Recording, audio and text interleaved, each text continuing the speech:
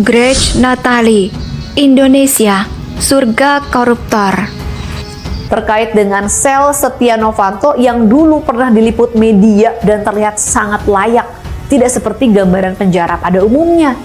Coba bandingkan dengan kejahatan dengan tingkat yang sama-sama extraordinary crime, misalnya terorisme. Sama-sama kejahatan luar biasa, tapi perlakuan terhadap koruptor sangat berbeda dengan terpidana kasus terorisme. Mestinya koruptor itu mendapatkan perlakuan yang sama dong dengan para teroris supaya mereka kapok.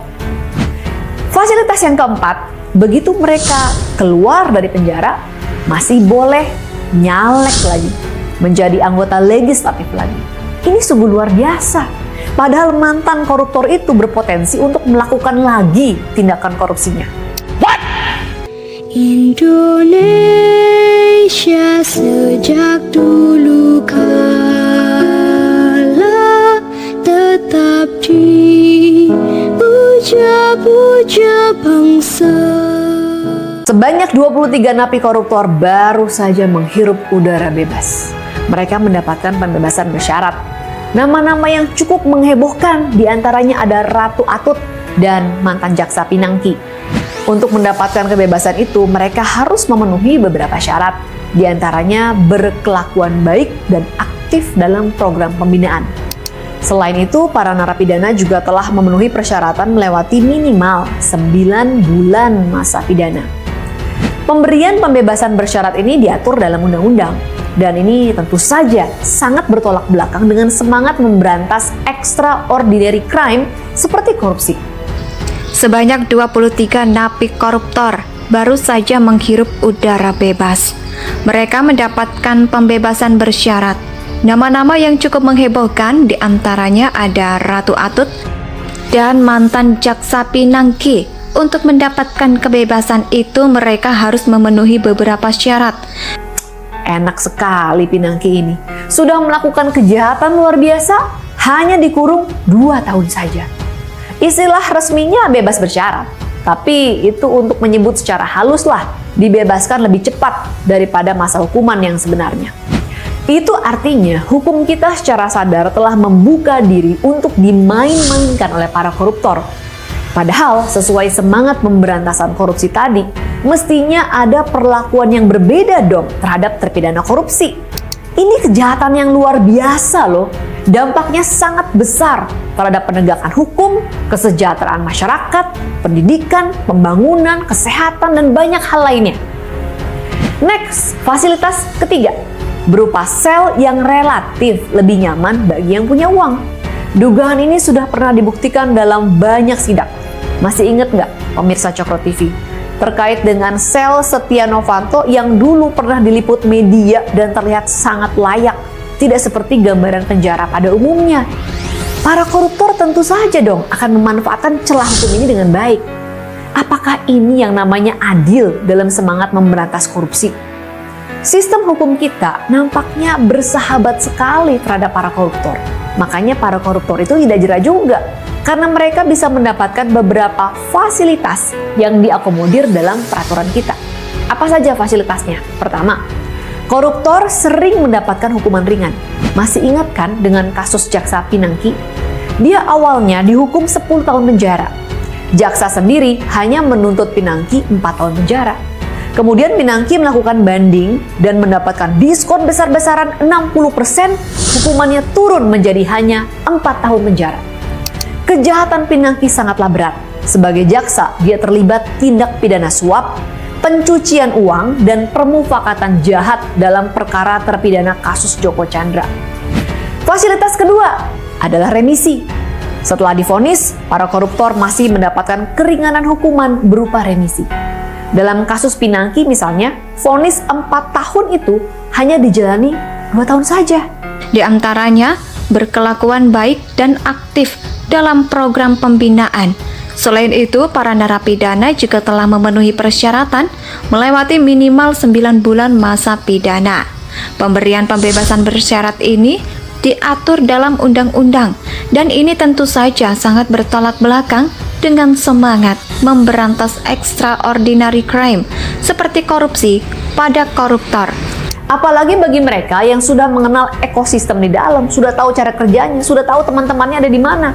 Mestinya kalau negara itu memang serius mau memerangi korupsi, mantan napi koruptor tidak boleh mencalonkan diri lagi sebagai wakil rakyat. Ini berkaitan dengan nasib orang banyak, tidak boleh main-main. Lebih baik memilih calon baru yang bersih daripada menggunakan mantan koruptor yang jelas telah terbukti bersalah. Sebenarnya Pak Jokowi sudah pernah menyiapkan langkah untuk membatasi gerak koruptor. Tahun 2021, Pak Jokowi pernah mengusulkan RUU perampasan aset koruptor. Coba bandingkan dengan kejahatan dengan tingkat yang sama-sama extraordinary crime misalnya terorisme.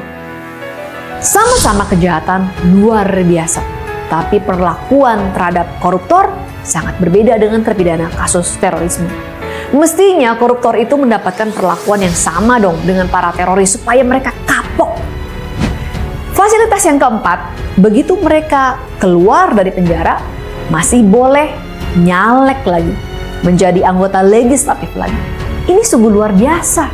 Padahal mantan koruptor itu berpotensi untuk melakukan lagi tindakan korupsinya. Ya, apa daya, RUU itu kandas. Jika RUU itu diketok, para koruptor akan kapok. Sebab jika mereka korupsi, kekayaan mereka bisa dirampas oleh negara. Yang susah bukan hanya mereka, tapi juga keluarganya. Kondisi hukum Indonesia memang masih memprihatinkan. Kita terlalu ramah, terlalu baik, terlalu murah hati pada koruptor. Padahal korupsi jelas-jelas menghambat kemajuan bangsa dan negara. Semoga keadaan ini bisa segera berubah demi Indonesia yang lebih baik. Sebanyak 23 napi koruptor baru saja menghirup udara bebas. Mereka mendapatkan pembebasan bersyarat. Nama-nama yang cukup menghebohkan diantaranya ada Ratu Atut dan mantan jaksa Pinangki. Untuk mendapatkan kebebasan itu, mereka harus memenuhi beberapa syarat. Diantaranya berkelakuan baik dan aktif dalam program pembinaan. Selain itu, para narapidana juga telah memenuhi persyaratan melewati minimal 9 bulan masa pidana. Pemberian pembebasan bersyarat ini diatur dalam undang-undang, dan ini tentu saja sangat bertolak belakang dengan semangat memberantas extraordinary crime seperti korupsi. Sebanyak 23 napi koruptor baru saja menghirup udara bebas. Mereka mendapatkan pembebasan bersyarat. Nama-nama yang cukup menghebohkan diantaranya ada Ratu Atut dan mantan jaksa Pinangki. Untuk mendapatkan kebebasan itu mereka harus memenuhi beberapa syarat. Enak sekali Pinangki ini. Sudah melakukan kejahatan luar biasa, hanya dikurung 2 tahun saja. Istilah resminya bebas bersyarat, tapi itu untuk menyebut secara halus lah, dibebaskan lebih cepat daripada masa hukuman yang sebenarnya. Itu artinya hukum kita secara sadar telah membuka diri untuk dimain-mainkan oleh para koruptor. Padahal sesuai semangat pemberantasan korupsi tadi, mestinya ada perlakuan yang berbeda dong terhadap terpidana korupsi. Ini kejahatan yang luar biasa loh. Dampaknya sangat besar terhadap penegakan hukum, kesejahteraan masyarakat, pendidikan, pembangunan, kesehatan, dan banyak hal lainnya. Next, fasilitas ketiga, berupa sel yang relatif lebih nyaman bagi yang punya uang. Dugaan ini sudah pernah dibuktikan dalam banyak sidak. Masih ingat nggak pemirsa Cokro TV?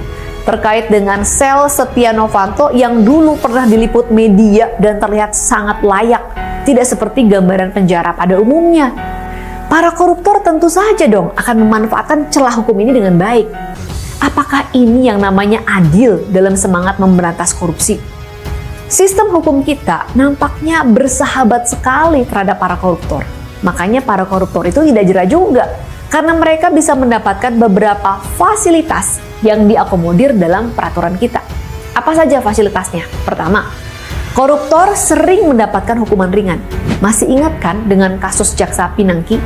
Dia awalnya dihukum 10 tahun penjara.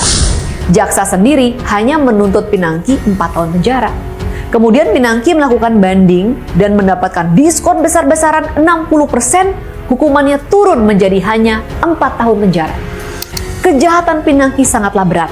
Sebagai jaksa, dia terlibat Indonesia tanah air beta pusaka